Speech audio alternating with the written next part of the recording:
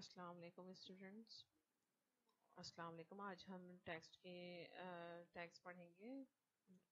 In style section हम text formation पढ़ रहे हैं। मैंने एक पैराग्राफ का सेलेक्टर डिफाइन कर दिया और उसके अंदर एक प्रॉपर्टी और वैल्यू दी है, कलर की प्रॉपर्टी दी है और उसकी वैल्यू दी यूजिंग हेक्साडेसिमल कोड। या आप लोगों को हेक्साडेसिमल कोड से मिल जाएगा। इसको मैं ब्राउज़र में चेक कर रही हूँ तो देखिए मेरे टेक्स्ट जो है जिसके ऊपर मैंने यहाँ कलर अप्लाई किया था वो कलर आ रहा है। मज़ीद प्रॉपर्टीज़ हम टेक्स्ट फॉर्मेशन की अप्लाई कर सकते हैं यूजिंग टेक्स्ट अलाइन सेंटर। इस तरह से CSS के अंदर ये हमारी दूसरी प्रॉपर्टी हो गई टेक्स्ट अलाइन और उसकी वैल्यू सेंटर हो गई। मैंने इंटरनल स्टाइल शीट ही डिफाइन कर रही हूँ। इंटरनल स्टाइल शीट के अंदर तमाम प्रॉपर्टीज़ वन बाय वन में डिफाइन करके आप लोगों को दिखाती जाऊँगी।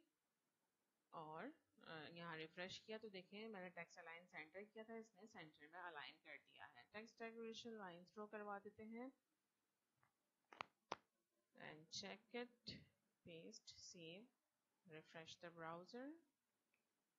तो देखें आपके टेक्स्ट के साथ जो है वो लाइन थ्रो आ गया, मतलब स्ट्राइक थ्रो जो हमने वर्ड के अंदर पढ़ा था यहाँ पर ये वाला। लेटर स्पेसिंग और वर्ड स्पेसिंग दे देते हैं कॉपी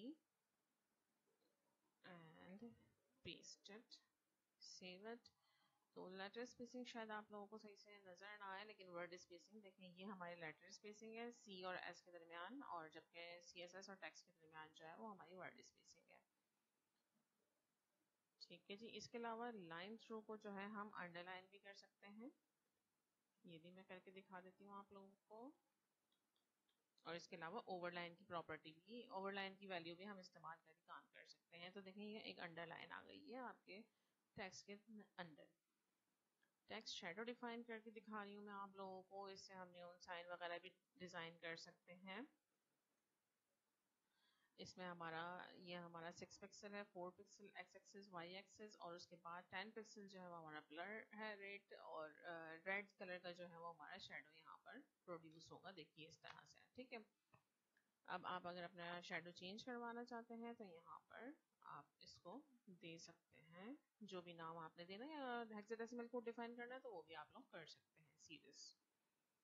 इसके अलावा टेक्स्ट ट्रांसफॉर्म हो गया अपर केस, इसको मैं करके दिखा देती हूँ। टेक्स्ट फैमिली डिफाइन कर सकते हैं आप लोग।